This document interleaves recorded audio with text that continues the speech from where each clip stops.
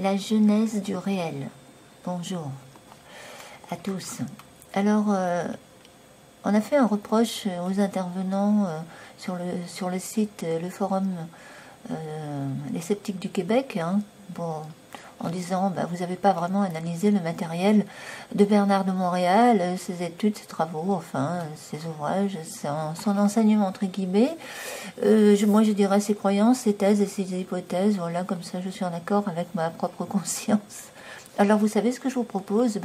Je vous propose de le faire avec moi ensemble. Je vais lire pour vous et je vais m'arrêter de temps en temps pour commenter ce qui me vient à l'esprit et je vais essayer de faire ça le plus neutre possible, d'accord? Ça va pas être facile, mais bon, je vais essayer. Alors, les études supramentales ont vraiment commencé en 1969, alors que la lumière de l'intelligence cosmique est descendue sur Terre pour instruire objectivement l'homme des lois de la vie et de l'univers. Fort de cette... Vous savez, déjà, quand je lis ces trois lignes, ce qui me vient à l'esprit, c'est que ça a toujours été comme ça, depuis l'Empire romain et avant, à chaque fois, mais c'est un peu normal, hein, l'homme évolue, donc l'humanité évolue, donc et oui, à chaque fois il y a des nouvelles lumières, mais uniquement parce que il a un cerveau aussi qu'ils appellent une interface, et cette interface devient de plus en plus efficace et pense de mieux en mieux, et l'homme sait se servir de mieux en mieux, je dirais, de son interface, le cerveau. Et ça, je pense que c'est... voilà, alors sur Terre, mais vous savez, avant de continuer, j'ai quand même envie de donner ma première impression. J'ai quand même l'impression qu'on va rentrer là dans un débat entre créationnistes et évolutionnistes. Et donc si c'est le cas, effectivement, je pense que ça sera un débat stérile, parce que de tout temps, il y a eu le clan évolutionniste et créationniste, ça a toujours été comme ça. Il y a ceux qui croient encore au jardin d'Éden, au mythe du jardin d'Éden, que l'homme a été créé parfait, et ils vont se baser sur soit l'hypostase des archontes ou l'Ancien Testament, la Genèse, etc. J'ai encore entendu hier un gnostique qui avait l'air pourtant intellectuel, intelligent, et qui a écrit un livre et qui a commencé à lire les deux premiers chapitres de la Genèse en parlant de Dieu comme s'il croyait vraiment que c'était un Dieu qui parle là, quoi. C'est ça que j'ai trouvé très étonnant, parce qu'il lisait donc ces deux premiers chapitres en disant et Dieu dit, mais moi j'aurais eu envie de lui dire, mais Dieu, il n'y a pas de Dieu qui parle là, ce sont les hommes qui ont fait parler Dieu, ce sont les hommes, les rédacteurs de la Bible qui ont mis ces propos dans la bouche d'un Dieu. Voilà comment je vois la chose, parce que à l'époque, quand on connaît, c'est pour ça que je pense que ça va être très difficile de se comprendre, vu que moi j'ai quand même lu un petit peu des livres d'histoire, quoi, sur les religions et aussi sur ce qui s'est passé au temps des Romains, au temps de Jésus, etc., par les historiens. Moi je pense qu'ils ont peut-être, pas la vision de l'historien.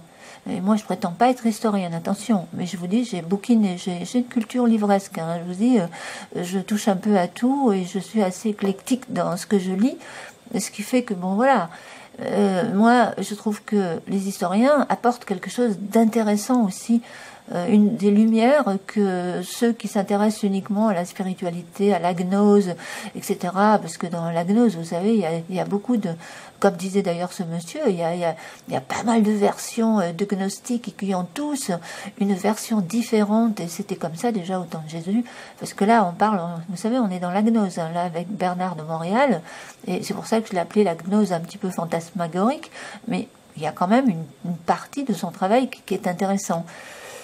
Mais il faut quand même savoir que du temps de Jésus, déjà, les gnostiques, il y en avait beaucoup, et comme je le dis, ils n'étaient pas d'accord entre eux, et ils avaient tous une autre version, et ça continue aujourd'hui apparemment sur Internet, et ça va faire, ça sera pareil que du temps de Jésus, hein, où on va se tirer dans les pattes, hein, parce que l'ego, il est toujours là, l'ego. Moi, j'ai pas l'intention de m'amuser à faire ça, hein, je vous le dis tout de suite, là, je vais faire ça, parce que c'est le contraire de l'éveil. L'éveil, vous savez, quand on commence à s'éveiller un peu, la première chose qu'on apprend, c'est l'humilité, et c'est justement de ne pas vouloir absolument avoir raison. Alors on peut confronter nos points de vue, si ça vous amuse, moi je veux bien confronter nos points de vue, mais je pense qu'il y aura toujours des irréductibles qui seront évolutionnistes et d'autres créationnistes, puis ils n'en démordront pas, parce que certains veulent vivre dans un monde imaginaire aussi. Pour moi, les personnes qui croient texto, qui prennent les textes des religions à la lettre et qui ne voient pas toutes les métaphores et les symboles qu'il y a là-dedans. Dans la Bible, par exemple, c'est quand même un livre très intéressant avec beaucoup de passages où il y a des récits allégoriques. Moi, je pense par exemple que pour expliquer les deux, parce que le gnostique, il voulait absolument expliquer pourquoi, enfin, ce sont les gnostiques en général qui veulent expliquer pourquoi il y a deux versions de la création. Il y a une première fois où le soi-disant Dieu qui parle, enfin l'homme qui a fait parler Dieu, on va dire, a dit l'homme a été créé à son image, à l'image de Dieu et à sa ressemblance. Et puis après, dans le deuxième chapitre, l'homme aurait été créé avec la poussière du sol et à partir de la terre, à la poussière du sol, etc. Eh bien, il y a une explication très simple. Pour moi, il y a une explication déjà très simple là. C'est qu'à la base, ceux qui ont rédigé la Bible, eh bien, ils ont constaté les choses. Et comme ils n'avaient pas vraiment de réponse à leurs questions, parce que c'était encore des peuplades primitives, on peut dire ça comme ça, hein. Les premiers rédacteurs de la Bible, je pense qu'ils étaient encore assez primitifs, ils n'avaient pas encore un niveau de conscience assez évolué, et sur le plan scientifique, on n'avait pas les connaissances qu'on a aujourd'hui en astronomie scientifique, etc., physique, quantique, tout ce qu'on connaît aujourd'hui, ils ne savaient pas. Donc, et ils voulaient expliquer la cosmogonie à leur manière, avec leurs mots, avec la connaissance qu'ils avaient à l'époque, qui était une connaissance empirique, parce qu'ils faisaient que observer la nature, et tout ce qui se passait dans la nature, eh bien, ils se disaient, bah oui, mais s'il y a un orage, on pensait bien que les premiers êtres humains, quand ils voyaient un orage et les quatre éléments, hein, l'eau, les quatre éléments entrés en action, l'eau, l'air, la terre, le feu entrés en action, eh bien, ils y comprenaient rien. Les primitifs, par exemple, si je prends ces primitifs, par exemple, là, encore aujourd'hui, et à une époque, aujourd'hui, je ne sais pas quelle question ils se posent, mais on ne peut pas quand même dire que ces primitifs-là, qui sont encore dans des rituels complètement fous, parce que ça, vous savez, les rituels sexuels chez ces primitifs, c'est quelque chose, hein. Je vous dis, c'est un rituel à la grecque, etc. Encore aujourd'hui, ils font des trucs très barbares, ces primitifs-là. Alors, les religions, ça a quand même servi, moi je pense, hein, la chrétienté, elle a quand même servi à extraire ces personnes de ces croyances primitives, du vaudou, etc., des contacts avec les morts, du bas astral, parce que c'est ça, hein, quand ils font le vaudou, c'est des communications avec les mondes inférieurs. Et regardez, ça existe encore, c'est fou, ça existe encore, ça, moi je pensais que ça n'existait plus, ça existe encore, la mutilation des petites filles et des enfants pour allonger le cou, c'est vraiment... pour moi, ça c'est... Alors, soit on dit, bon, bah c'est naturel, on les laisse faire, on les laisse mutiler les petites filles qui sont excisées aussi encore aujourd'hui, qui s'est autorisé en France encore aujourd'hui, enfin autorisé non, mais elles le font quand même, les vieilles femmes, elles le font sur les toutes petites, enfin leurs petits-enfants, leurs petites filles... Et elles le font en catimini. Et toutes ces choses, et même en Chine, vous savez, de réduire les petits pieds pour qu'ils aient les filles, elles aient des tout petits pieds, ils font, enfin ouais, comment ils font? Eh bien, tout ça, c'était très...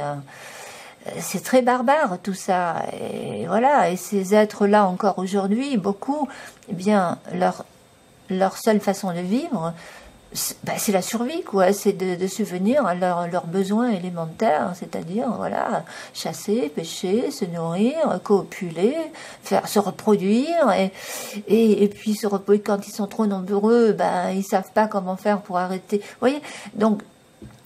Moi, je pense quand même que les religions, et on ne va quand même pas me faire croire qu'il y avait deux humanités, Parce que eux, c'est ce qu'ils veulent nous faire croire, qu'à la base, il y avait deux humanités. J'ai entendu aussi pré-adamique, après Adam, etc. L'homme qui aurait une âme, et puis les autres qui n'auraient pas d'âme. Moi, je suis désolée, ces êtres-là ont une âme, une bribe de conscience, mais ils doivent évoluer et prendre conscience de ça. Et pour qu'ils puissent évoluer et éveiller leur conscience, eh bien, c'est à ça que ça sert la religion. Et même si la religion, si le christianisme a été imposé un peu trop brutalement, je pense pas qu'aujourd'hui on ferait la même chose, mais regardez, c'est horrible ce qu'ils font quand même. C'est vraiment horrible. Oh là là, c'est terrible. Hein. Quand je vois ça, et tout ça, c'est... Voilà, c'est... Bon...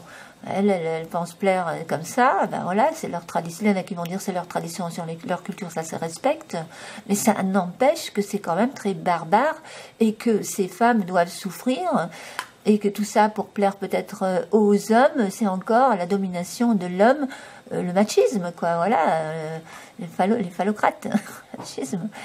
Et donc, si personne ne vient libérer ces femmes, eh bien, s'il n'y a pas de religion qui vient là, pour leur expliquer qu'on peut croire à quelque chose de plus subtil, comme c'est ça qu'a apporté la religion chrétienne dans le monde. C'est la religion chrétienne, c'est la subtilité, c'est comment dire, c'est la compassion, c'est l'amour, la charité, c'est l'entraide, c'est tout ça qui.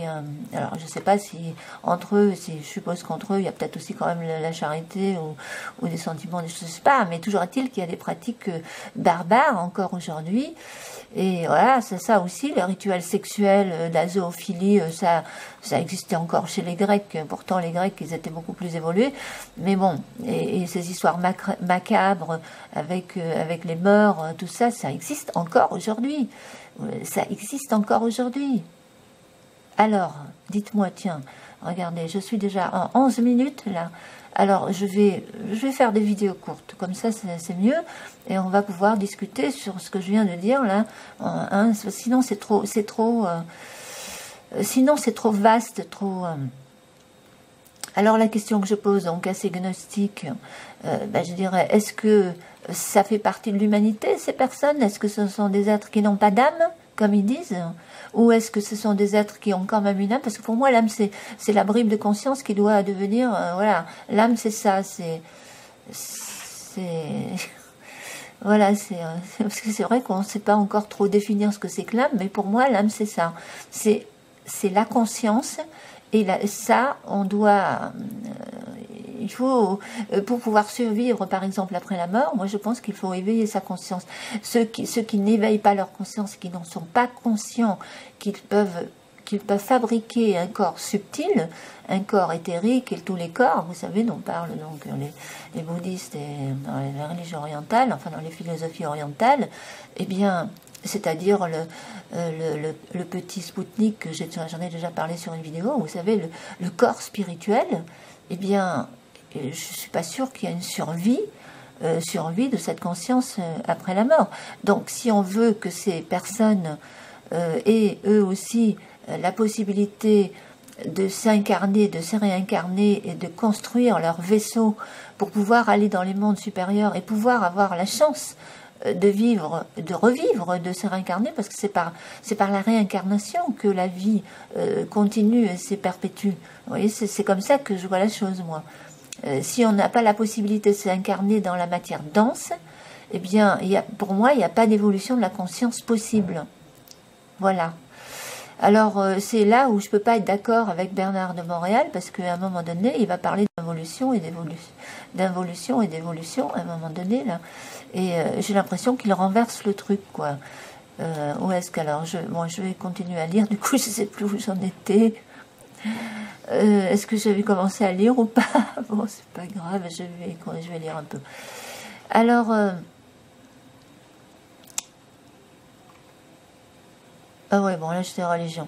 Celle-ci en nourrit l'activité des religions, des philosophies et des mouvements ésotériques et trouve à la fin du XXe siècle des réponses à la mesure de l'angoisse. Voilà, c'est là que j'ai donc développé, que pour moi, c'est pas une question, ils n'ont pas développé l'angoisse. Pour moi, c'était une évolution nécessaire de passer par les religions, c'est-à-dire l'horizontalité, pour ensuite pouvoir accéder à la verticalité, c'est-à-dire comprendre que nous avons des corps subtils et qu'on peut donc survivre après la mort. Et je pense que le message de Yeshua, Jésus, c'était ça, de venir nous apporter cette lumière-là, cette lumière, cet espoir de vie après la mort dans d'autres plans de conscience. Et il nous a donné exactement les clés pour y arriver. Et les clés pour y arriver, à nous libérer justement de cette matrice, à nous éveiller, à éveiller notre conscience, eh bien, c'est assez simple. Et il suffit de suivre les enseignements de Yeshua, Jésus, très simplement. Et c'est ce que véhiculent quand même encore aujourd'hui les religions, la plupart des religions d'ailleurs. La dynamique, donc les religions, elles servent vraiment à quelque chose. La dynamique des études supramentales repose sur le mouvement de l'énergie à travers un esprit créatif. On en a parlé. Voilà pourquoi ce livre, premier d'une série, ne présente pas une vision encyclopédique de la psyché humaine, mais plutôt une approche évolutive permettant l'intégration progressive des lois universelles de la vie et de la mort. Et voilà pourquoi la lecture de la Genèse, du réel, est ouverte, car chaque chapitre présente en lui-même la synthèse tout en étant qu'une partie de celle-ci, un mode d'écriture différent, libre et du connu des formes même de la littérature de l'esprit, convient un mode de lecture libre des attitudes anciennes. Alors, libre des attitudes anciennes, c'est bien joli, encore faut-il que tout le monde ait le même niveau de conscience. On voit bien qu'il y a une disparité des niveaux de conscience sur la planète, on n'est pas tous au même niveau. Même pas à un niveau que ce soit sur le plan métaphysique, psychique, écologique, politique, dans tous les domaines, et il y a des disparités de niveau de conscience. La perception du réel repose sur une double articulation fondamentale, l'involution, période d'ignorance de l'homme. Et ça, je suis pas du tout d'accord quand il dit ça. L'involution, période d'ignorance de l'homme au cours de laquelle il a subi les lois de la vie sans en comprendre les mécanismes.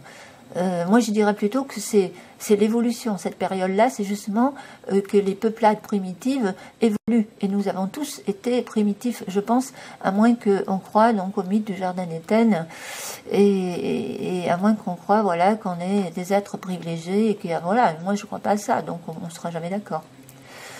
Bon, je vous dis, je veux bien croire qu'on a pu être manipulé génétiquement par par une civilisation plus avancée sur le plan à tous les niveaux, comme l'Atlantide par exemple, le continent englouti. Ça, c'est une chose que je peux croire parce que j'ai lu pas mal là-dessus. J'en ai déjà parlé sur une vidéo précédente, mais c'est plutôt par les Atlantes qu'on a peut-être été manipulés, enfin les primates justement, les hommes primaires, les premiers primates plutôt, les singes, chimpanzés, etc. Les 4 types, il y en a 4 ou 5 types, orang-outan, on a peut-être été, ces êtres-là ont peut-être été manipulés génétiquement et placés sur des continents différents. Et ensuite, voilà, ça a boosté l'évolution. C'est ça qui a boosté l'évolution. Mais moi, je ne crois pas que ce soit des extraterrestres. Je crois plutôt que c'est des êtres venus d'un continent plus évolué à tous les niveaux, comme aujourd'hui, nous sommes, enfin, comme déjà dit sur une vidéo précédente, les Américains au début du siècle dernier, quand ils sont arrivés, donc j'avais mis une vidéo, mais je crois que j'ai été bloquée, censurée là-dessus, je ne sais plus. Bon. Alors, donc moi je dis que la période qu'il appelle l'involution, pour moi c'est l'évolution.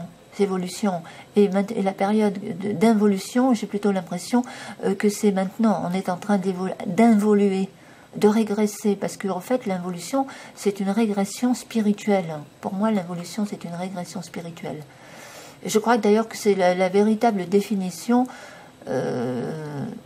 pour moi en tout cas c'est la bonne définition de l'involution, c'est une régression spirituelle. Et je dirais plutôt qu'aujourd'hui, on est en train de régresser spirituellement. Enfin, certains régressent spirituellement et d'autres sortent. Ceux-là vont sortir. Enfin, par exemple, oui, en Afrique aujourd'hui, il y a beaucoup, par exemple, les évangélistes qui sortent. Donc, ceux qui étaient encore dans la croyance, dans le vaudou, etc. Ils font un travail intéressant, les évangélistes. Même si leur méthode, on peut les, être d'accord ou pas avec leur méthode, mais toujours est-il qu'ils libèrent ces hommes de ces croyances aux esprits et à toute la négativité qui va avec, parce que les esprits primitifs, inférieurs évidemment, qui en sont encore, je vous dis, à ces rituels-là et autres choses horribles. Donc voilà. Je vais m'arrêter là parce que je suis à 20 minutes et vous allez me dire ce que vous pensez de mon raisonnement. Ok? Allez, on discute. Merci pour l'écoute, à bientôt. Mais je continuerai, je reprendrai le texte où je l'ai laissé, hein, pour continuer sur les vidéos suivantes, d'accord?